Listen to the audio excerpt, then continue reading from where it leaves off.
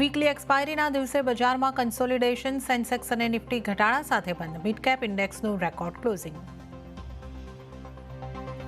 રિલાયન્સની board બેઠકમાં નિર્ણય, એક પર એક બોનસ શેર બોર્ડને મંજૂરી.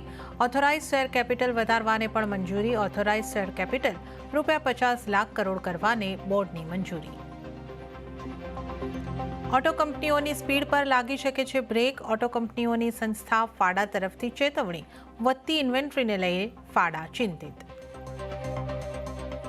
ઘટી શકે છે હેલ્થ અને લાઈફ ઇન્સ્યોરન્સ ઉપર જીએસટીના દર. 9 સપ્ટેમ્બરે થનારી જીએસટી કાઉન્સિલની બેઠકમાં લોઅર અને મિડલ ક્લાસને મળી શકે છે રાહત.